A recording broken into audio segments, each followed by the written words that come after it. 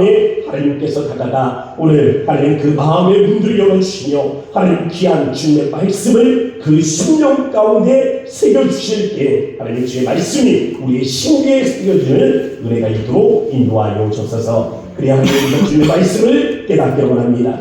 주의 성령이 우리에게 깨달음을 주시고 하나님의 이 말씀 앞에 하나님 우리가 회개하기를 원하오니 우리의 잘못된 하나님 생활이 있다면 하나님 또한 우리의 잘못된 관점들이 있다면 이 시간 변화를 받는 은혜의 시간이 될 수 있도록 인도하여 주소서. 하나님 특별히 주님 앞에 나올 때 하나님 우리가 여러 가지 정성을 모아 주님 앞에 귀한 예물을 드립니다. 하나님 이 모든 것들을 주께서 누려하여 주시며 하나님 주님의 나라 위에 귀하게 쓰임을 받게 하여 주시고 무엇보다 우리 성도들 하나님께서 귀한 복의 더하여 주셔서 저들의 창고가 복을 받고 하나님 저들의 하나님 또 경제가 주 앞에 하나님 그 모든 문제들이 해결되어지는 은혜가 있도록 축복하여 주셔서 하나님 저들의 사업장을 축복하시고 저들의 축복하시며 저들의 손으로 하는 모든 것들 위에 주의 복이 넘치게 하여 주셔서 살의 역사하신 예수의 이름으로 감사하며 기도합니다. 아멘. 할렐루야.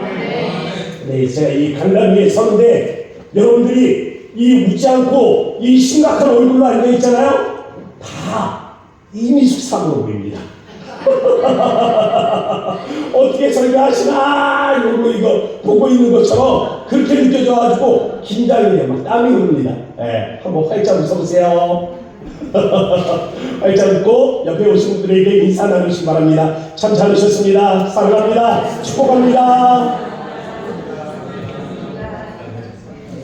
네, 오늘 이렇게 또 주님의 거룩한 존재에 나와서 예배하는 우리 모든 성도님들을 환영합니다. 축복합니다. 하나님께서 여러분들을 이 귀한 자리로 이끌어 주신 줄로 믿습니다. 하나님께서 이끄신 데는 목적이 있습니다. 여러분들을 변화시키기 위하여 말씀 안에서 먼저 변화시키시고 또 이 은혜 안에서 변화시켜 주셔서 상한 마음이 치유를 얻고 또 인생의 목적을 잃어버린 자들이 새 소망을 가지고 나아가는 자리 무엇보다 말씀을 깨닫는 가운데서 그 오늘은 우리의 관점 사람을 보는 우리의 관점을 변화시키시는 그 은혜가 있기를 주의 이름으로 축복합니다.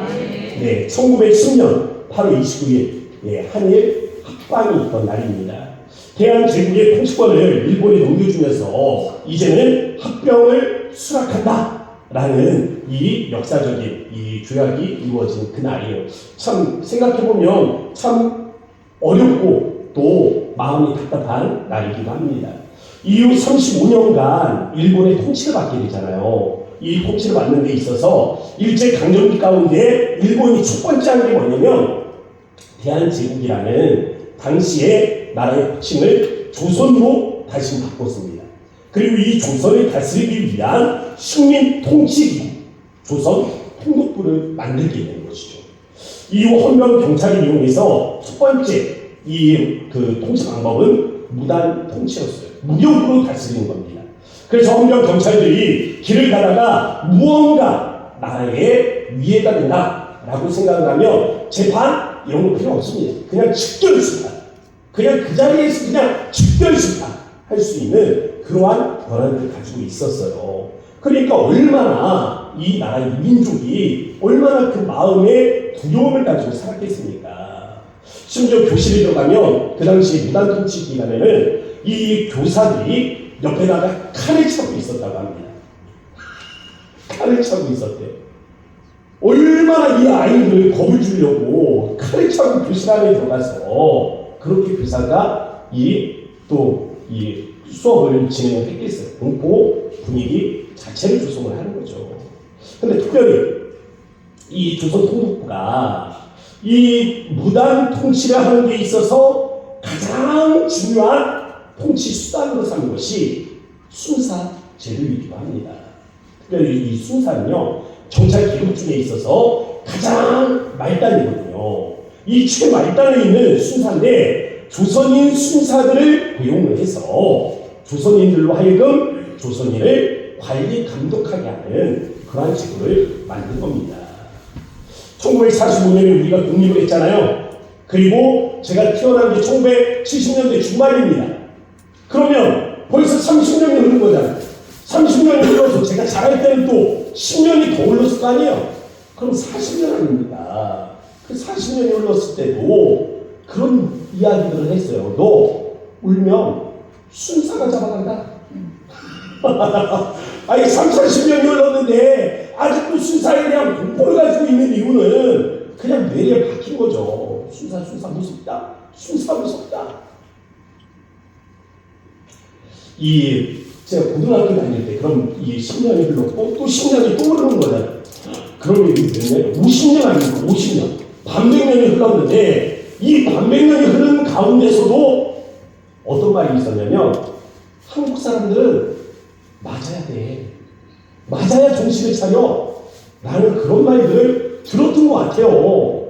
어디에서 들었든지 들었습니다. 이 일본의 무단 통치의 잔재가 아닌가 저는 그렇게 생각을 해요. 우리 대한민국 사람들에게 경찰은요 좋은 분이잖아요. 경찰 좋은 분 아닙니까? 그런데 순사는 좀 아니에요. 순사 생각하면 그냥 치가 떨려요. 이 똑같습니다. 우리의 감정하고 아주 똑같아요. 유대인들이 세리를 바라보는 관점이 바로 우리가 순사를 바라보는 그 관점과 아주 똑같은 겁니다. 그런데 오늘 본문 말씀을 보세요. 예수님께서 누구를 제자로 불렀습니까? 세리를 불렀단 말이에요. 저는 예수님이 세리를 제자로 부르시는 이 장면을 통해서 이 사람을 우리가 보는 관점, 사람을 어떻게 보느냐라는 이 관점에 대해 말씀을 나누려고 하는 겁니다. 우리가 사람을 어떻게 보느냐에 따라서 그 사람이 변화가 됩니다. 저는 이 변화의 능력에 대해서 말씀드리고 싶은 거예요. 첫 번째, 부르심, 나를 따르라에 대해서 한번 말씀을 나눠보겠습니다. 예수님께서 부르신 세례는요, 한 장 뒤에 가면요, 이제 이 누가복음 6장에 12 제자가 등장을 하거든요. 이 12 제자 중에 한 사람입니다. 또 그의 이름을 본문은 기록하고 있지 않지만 다른 복음서에 보면 마태라는 이름을 분명히 제시하고 있어요. 이 마태가 누굽니까? 우리가 보는 복음서 마태복음을 기록한 저자 아니에요. 이 복음서의 한 편을 기록한 12 제자 중에 한 사람, 이 마태의 직업이 세리였다라는 겁니다. 세리에 한번 조사를 해보니까요, 크게 두 부류가 있더라고요. 갑바이하고 모케스라는 두 부류가 있는데, 갑바이는 일반 세금을 징수하는 것이라면 이 모케스라는 이 부류가 굉장히 중요합니다. 왜냐하면 관세를 지불하거든요. 관세를 지불을 하는데 이 관세를 어떻게 하냐면 자기 마음대로 매기는 거예요. 관세 20%. 이번에 관세 30% 아니다. 이 물품이 더욱 귀중해졌으니까 50% 하면은 그 물가가 막 뛸 거 아니에요. 그럼 유대인들이 살아가는 데 있어서 삶이 굉장히 피폐해집니다. 요즘 물가 조금 오르니까 어때요? 아직 시작도 안 한 것 같아요. 아직 시작도 안 한 것 같습니다. 우리나라는 시작도 안 했다는 생각이 들어요. 그런데도 지금 우리가 늘 더 허덕이고 있는데 물가가 제대로 오르기 시작하면 전기요금 오르고 수도요금 오르고 가스요금 오르고 이제 또 대중교통 비용도 오르고 기름값 오르고 오르면 얼마나 살기가 힘들어지겠습니까? 이 모케스라는 이 관직이 바로 이와 같습니다. 그냥 자기 마음대로 물가를 정할 수 있는데 일정 부분만 이 로마리가 상납을 하면 되니까 나머지는 자기가 착복을 하는 거예요. 이러한 이 병폐 때문에 사람들은 이 세리에 대해서 좋지 못한 감정을 가지고 있었던 겁니다. 민족적으로 보면 어떻습니까? 세리는 반민족적으로 보입니다. 마치 우리가 일제시대에 순사들에 대해서 이 일신의 행각을 보여준 그러한 사람들에 대해 매국노라고 우리가 치부하듯이 유대인들은요 세리를 그런 시각으로 바라보고 있었던 겁니다. 오늘 본문의 마태도 유대인들이 혐오하던 세리라는 직업을 가지고 있었어요. 그런데 예수님께서 마태를 제자로 부르십니다. 이것은요 마치 김구 선생이 임시정부의 경찰국장, 이 경찰국장 자리를 이 일본 수사 출신의 사람을 안 치는 거하고 똑같은 거예요. 안 그렇습니까? 많은 유대인들이 예수님을 민족의 희망으로 바라보고 있단 말이에요. 새로운 나라를 이루실 메시아로 바라보고 있습니다. 그런데 그런 분이 오셔서 세리를 12제자 중에 하나로 세우신다? 이건 진짜 그들의 기대에 역행하는 겁니다. 유대인들의 기대와는 전혀 반대의 일이에요. 유대교 신학자가 있습니다. 에더 하임이라는 사람인데 이 사람이 이 세리에 대해서 이런 말을 했어요. 팔레스타인에서 세리들은 매춘부와 이방인, 노상강도, 살인자들과 동일한 수준으로 여겨졌다. 심지어는 파문당한 자로 여겼다. 세리에 대해서 유대인들이 가지고 있는 곱지 않은 시선에 대해서 말하고 있는 겁니다. 유대인들은 세리를 그냥 마치 벌레로 바라봤어요. 아유, 그냥 보면서 역겹다라는 생각을 했습니다. 내가 너 어떻게 할 수는 없지만 로마의 권세를 비워없고 우리를 이렇게 어렵게 만들지만 내가 너 어떻게 하지는 못하지만 그래도 마음으로는 너 벌레로 쳐다본다. 그러면서 역겹게 생각하는 직업이 바로 이 세리입니다. 그러나 예수님께서는 세리 마태를 제자로 부르셨을 뿐만이 아니라 6장에서는 12 사도 중에 한 사람을 세우시죠. 예수님의 이 행동은 당시 유대 사회에 대한 도발이고 혁명적인 행동이었다라고 말할 수 있겠습니다. 이 천정자매라는 분이 계세요. 인터넷에 보면 간증이 많이 올라와 있습니다. 한 2년 전쯤인가 아들과 함께 이 천정자매님 간증을 듣는 기회가 있었습니다. 지금 보니까 항암 치료를 120회를 받으셨대요.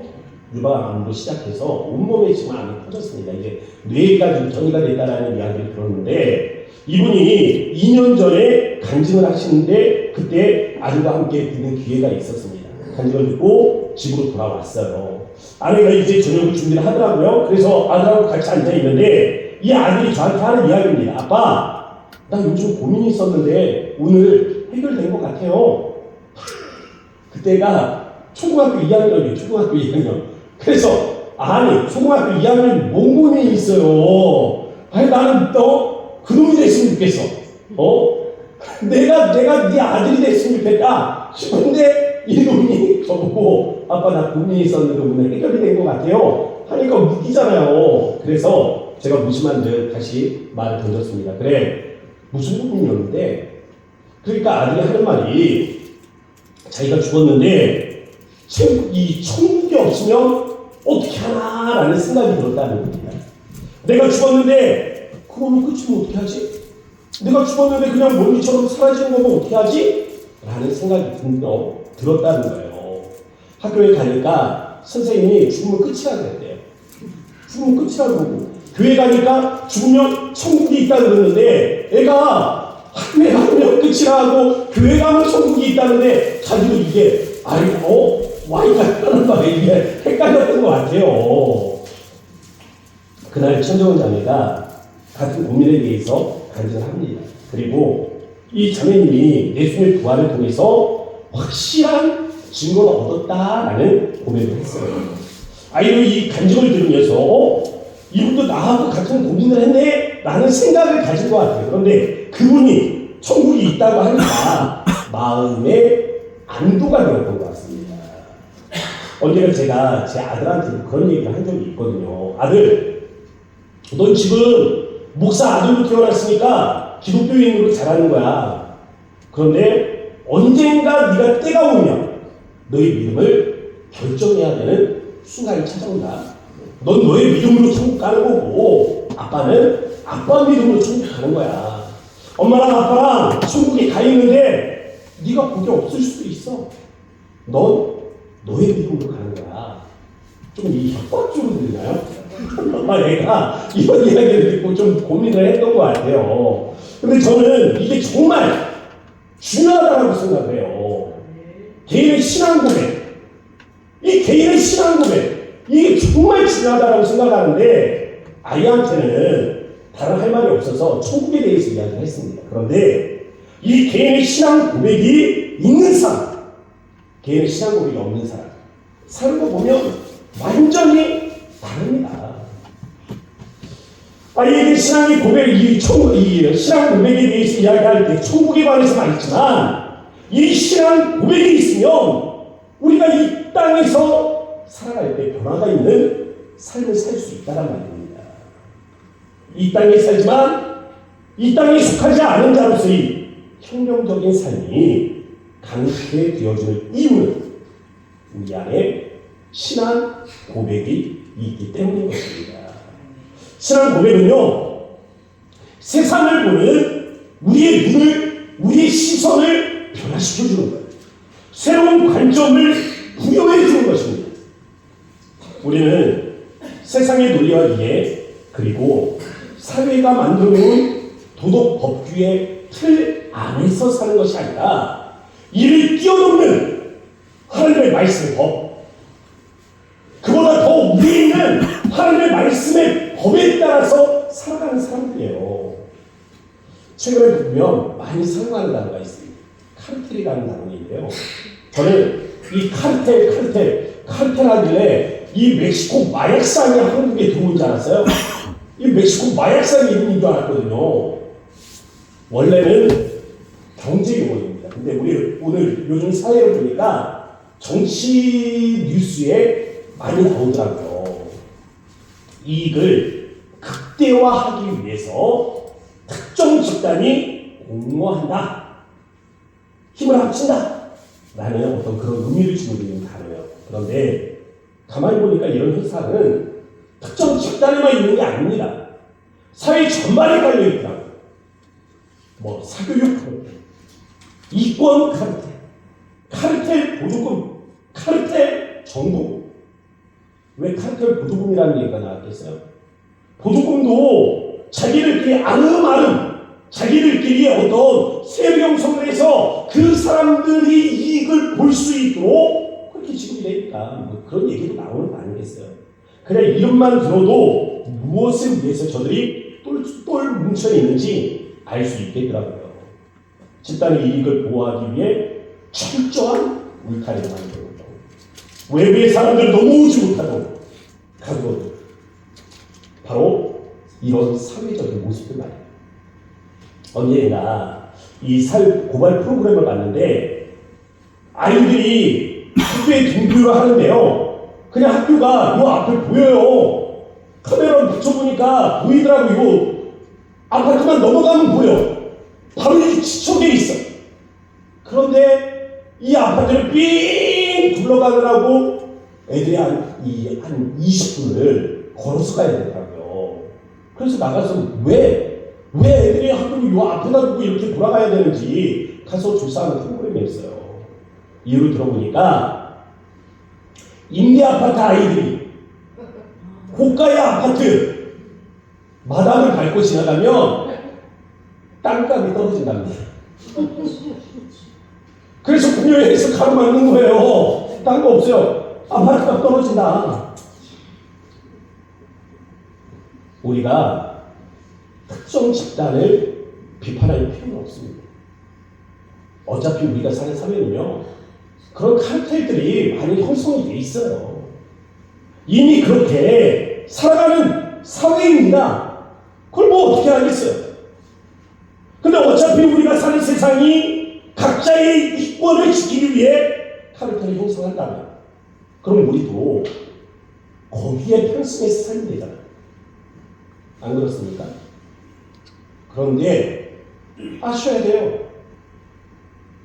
우리가 그러한 카르텔에 편승해서 살 수는 있겠지만 하나가 분명한 것은 그런 사람은 하나님의 나라에 속한 사람은 아닙니다.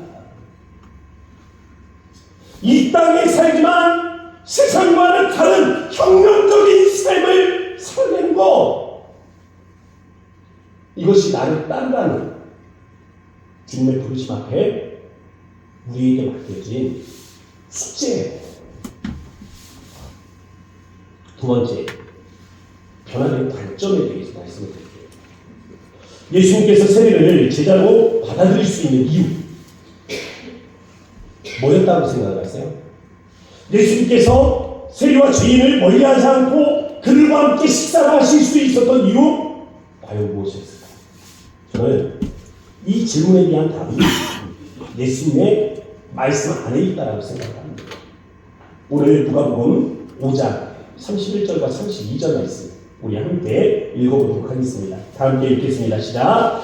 예수께서 대답하여 이르시되 건강한 자에게는 의사가 쓸데없고 병든 자에게라야 쓸데있나니 내가 의인을 부르러 온 것이 아니요 죄인을 불러 회개시키러 왔노라. 아멘.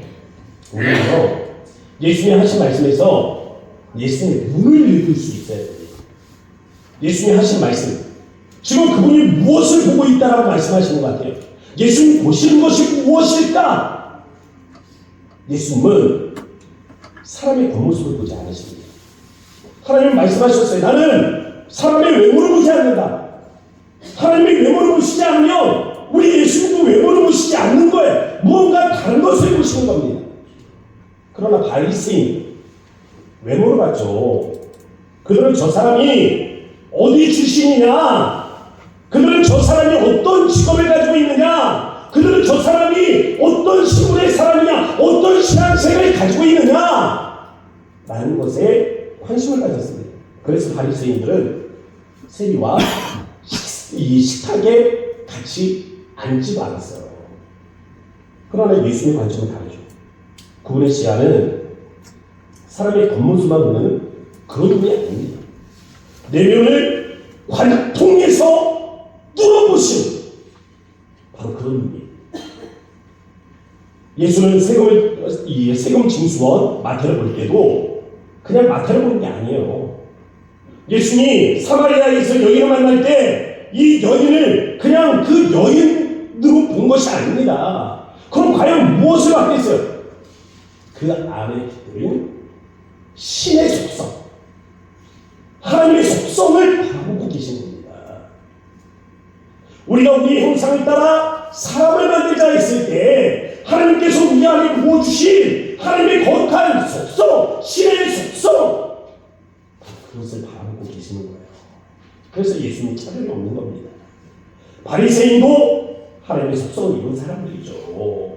세리도 하나님의 속성을 입은 사람들이죠. 사마리아인도 하나님의 속성을 입은 사람들이죠. 그 하나님의 형상을 따라 지음을 받은 사람들이 아닙니까? 모두가 같다라는 거예요. 그러니 차별이 없는 겁니다.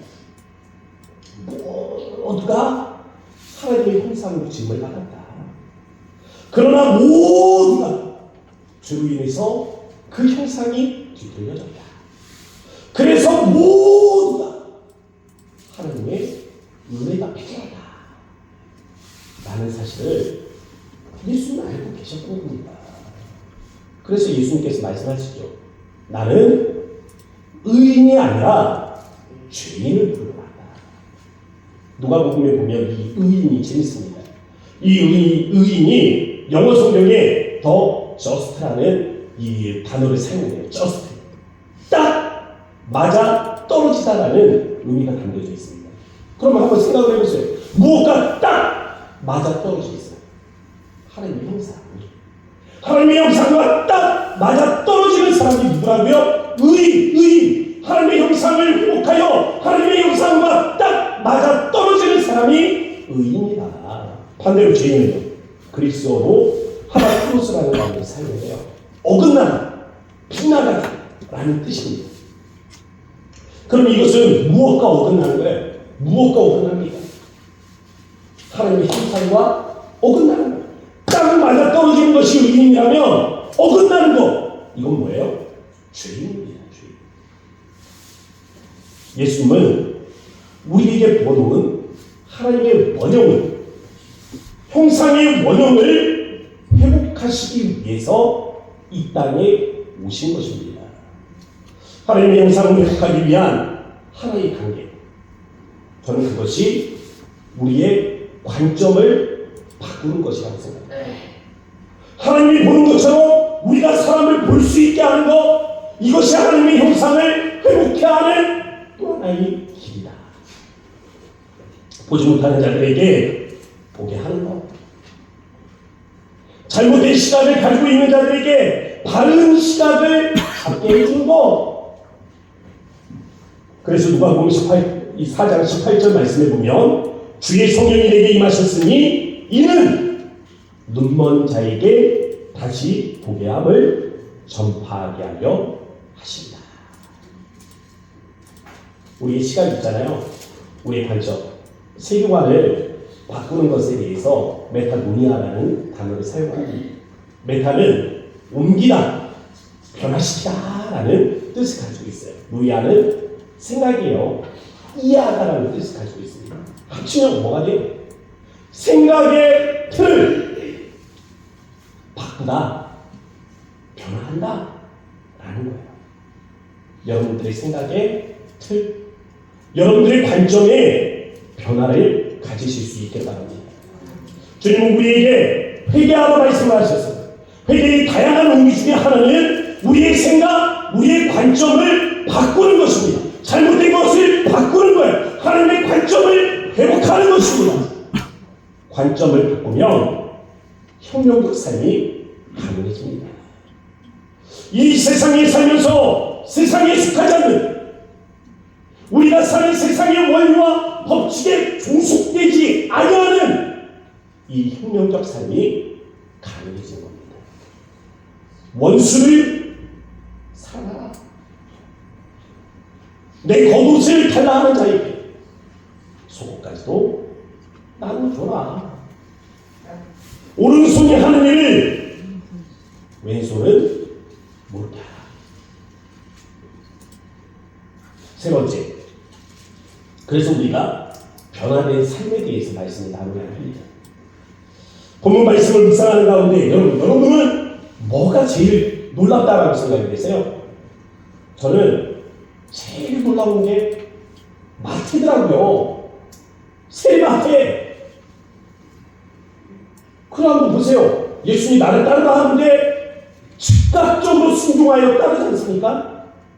자기의 모든 기득권을 내려놓고 그냥 예수님 따라가는 마태를 보세요. 저는 그게 제일 놀랐습니다.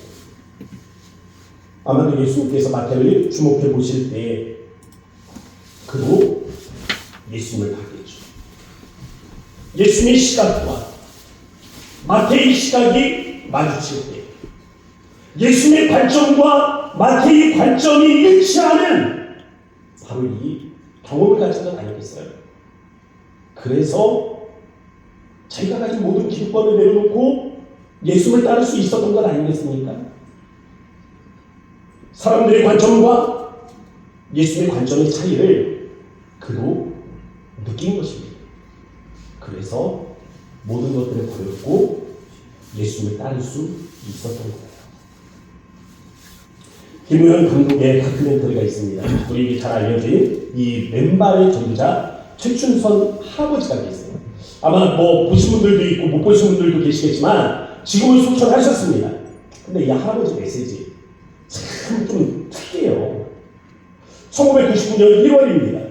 이제 1999년 두 번째 밀레니엄, 이 한 1000년이 지나가고 이제는 새로운 새 밀레니엄이 내년에는 새로운 밀레니엄이 시작된다라는 이러한 이 사실 앞에 이 한국 사회가 좀 들떠있던 그러한 1월 어느 날이었습니다. 할아버지가 맨발로 같은 메시지를 전달하고 계셨어요. 맨발의 할아버지가 이상한 말을 해요. 정신이 나가는 것 같아요. 영무원한테 신고가 들어갔나 봐요. 영무원들이 찾아와서 할아버지를 지하철 밖으로 내리고 또 이 지하철 밖으로 쫓아내는 겁니다. 1월에 엉덩설하네. 할아버지 왜 맨발로 다니세요? 이러면 할아버지 건강 상해요. 걱정하는 것 같은데 진짜 걱정이 되면 그 안에서 해결을 봐야지. 이런 엉덩설하네 밖으로 내보내더라고요. 그 장면을 보는데 참 답답하더라고요. 답답해요.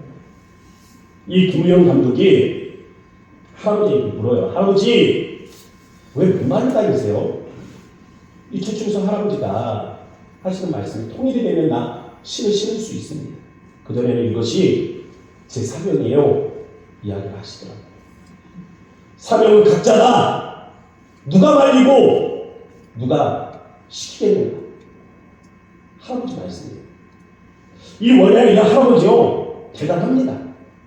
굉장히 유복한 집안에서 태어났어요. 저 이런 집안은 있는지도 몰랐어요. 김포공항이 사거리 있죠? 그 사거리부터 시작해가지고 그 앞에 김포로 가는 국도가 있답니다. 그 국도까지가 이 할아버지 유산이었대요. 다 할아버지 땅인데 전쟁 이후에 피난민들이 내려와서 아유 그냥 거석대기라도 하나 치고 가족들 어디에서 살 수 있게 땅 조금만 떼주세요. 이야기하면 좀 떼주고 이 전쟁 이후에 삶의 모든 터전을 잃어버린 사람들이 와서 우리도 이 땅에 좀 살게 해주세요 하면 떼주고 그러다가 떼준 땅이 4개 동을 이루게 되었답니다. 이건 그 할아버지 와이프 할머니가 해주는 이야기예요. 전에 고아들이 많으니까 아이고 굶고 있는 애들 보면 야 따라와라 해서 데리고 와서 밥을 먹이다 보니까 그냥 고아원이 됐대요. 나이 든 어르신들이 식사를 못하시니까 모시고 와서 식사를 차려주면서 그냥 양로원이 되고 그러다 보니까 가진 재산들을 탕진한 겁니다. 이분이 대단하신 게 김구 선생하고 같이 독립운동을 하셨답니다.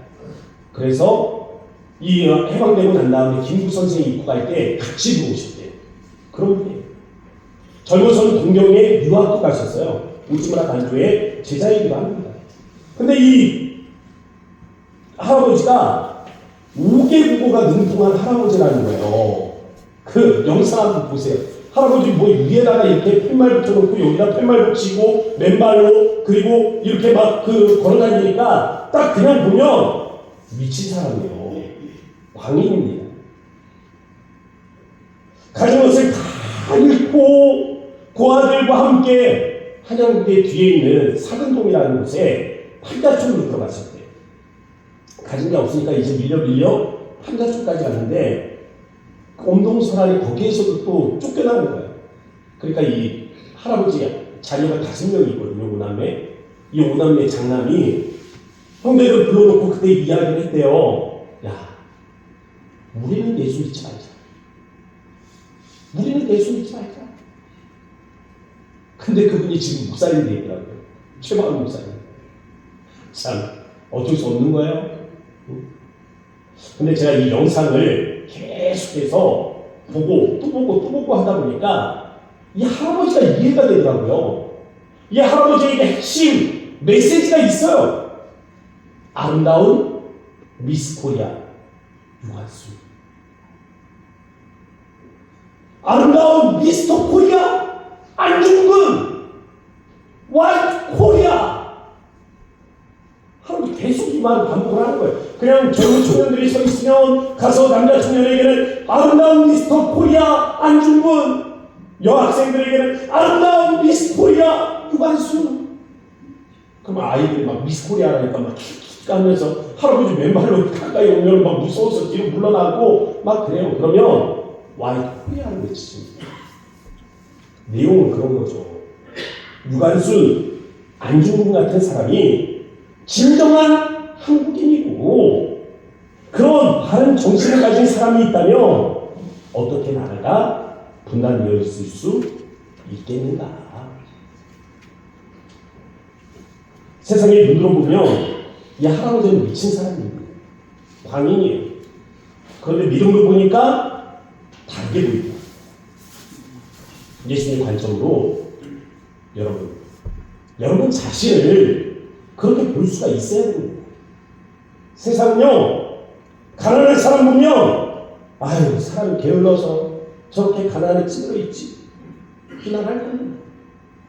세상은 사람을 믿다가 사기를 당하면 아이고 얼마나 미련해가지고 저렇게 사기를 당하고, 세상은 자기 속옷까지 벗어서 헐벗은 이웃을 돌보는 사람을 보면 아이고 미쳤어 그렇게 비난할 겁니다. 그러나 예수님의 관점으로 보면 다릅니다.